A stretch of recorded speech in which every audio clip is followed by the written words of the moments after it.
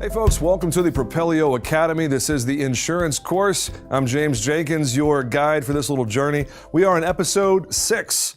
Not episode 5, I need 2 hands for the number of episodes. We are talking about best practices when you are both investor and contractor. Let's jump right in.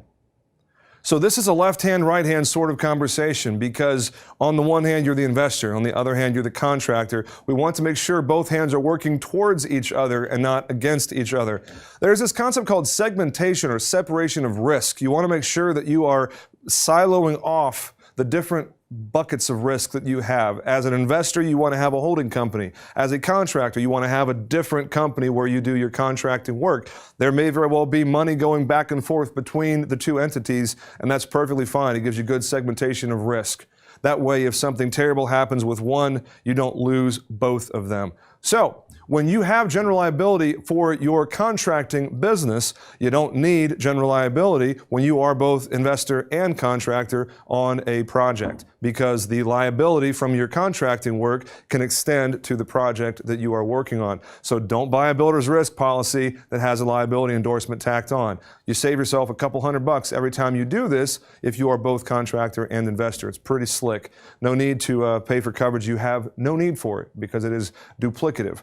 So, the other side is you're going to want to make sure that you silo off the property exposure to your holding company. And the way that you do this is by utilizing the power of the additional insured agreement for completed and ongoing operations, which we talked about in the last episode, episode 5. You're also going to want to make sure you have a hold harmless agreement and a waiver of subrogation from the holding company to the contracting company. That way, you are considered uninsured and your insurance company can't sue you, the contractor, for what happened on the project of you, the investor. Believe it or not, that has happened quite a few times where the left hand got sued because of something the right hand did. It sounds crazy, but make sure that you get this done so you're not one of those people who's kicking yourself.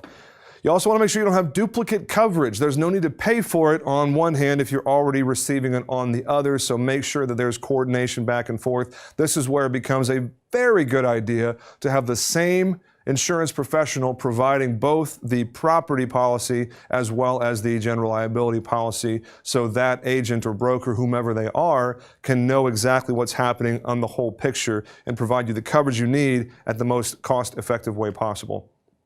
And the last thing is, as far as the work being performed, you're going to want to make sure that you tell your agent or broker about all of the trades that you're performing internally. If you took our advice from a couple of episodes ago, you're only going to use insured subcontractors. And so the work that the sub is performing is their problem. You don't list the sub's trades on your general liability policy.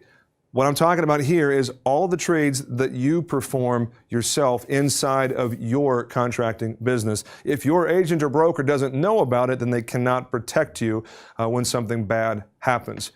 If you want to talk more about this subject of what to do when you're both the investor and the contractor, would love to talk with you further. Please visit my website at jjairm.com/consultation. You can book a no-cost, no-pressure, no sales pitch consultation with me. Just great info, answer whatever questions you have. That is episode 6 in the books, boys and girls. This is the Propelio Academy, the insurance course. We will see you soon.